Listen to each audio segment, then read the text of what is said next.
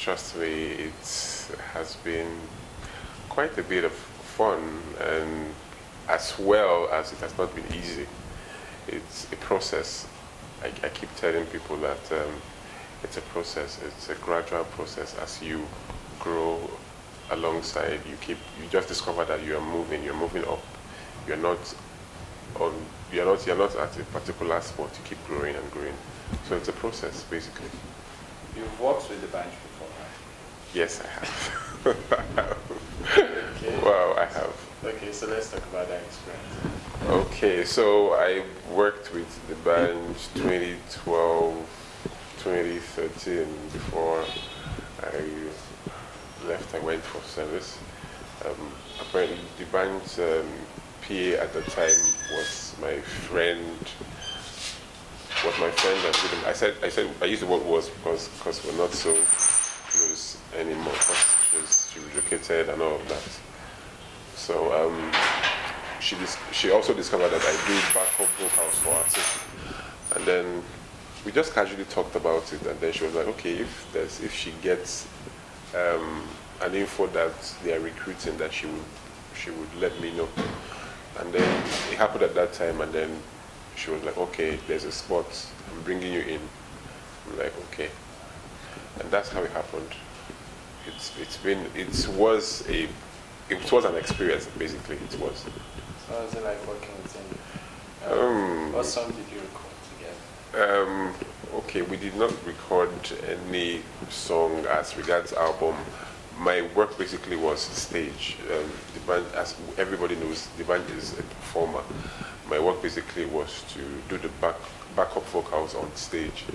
I was privileged to travel with him to different states, do major concerts in Lagos.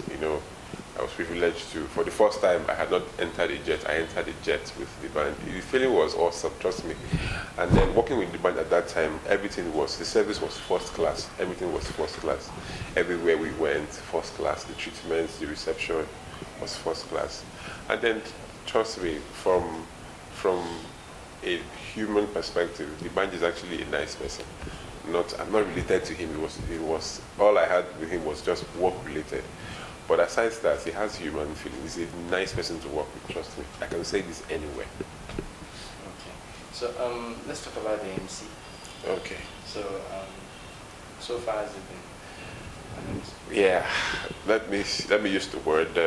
Apart from the fact that it's fun being a master of ceremony, and it's also challenging. It's challenging when you are not up there yet, when you don't have a name, when you're just starting.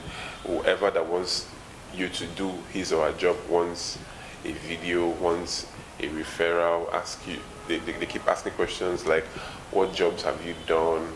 Like I said, it's a process. It's not been funny. It's also challenging. Challenging in the sense that when you don't get jobs regularly,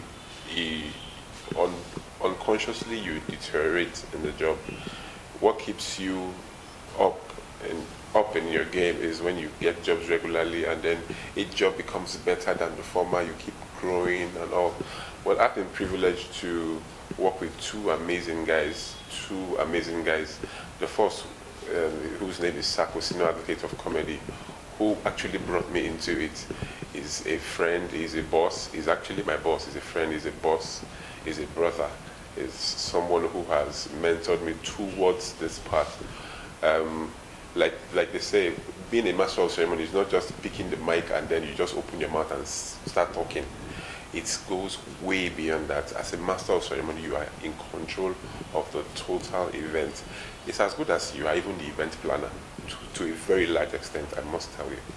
So far, it's been wonderful. The other person that I learned from is actually a very humble and calm young gentleman who is also doing well in this industry. His name is Damola, comedian. Very awesome. I call him, is a younger brother to me, but in the job, he's a boss. In this industry, if you want to go far, you need to bring yourself down.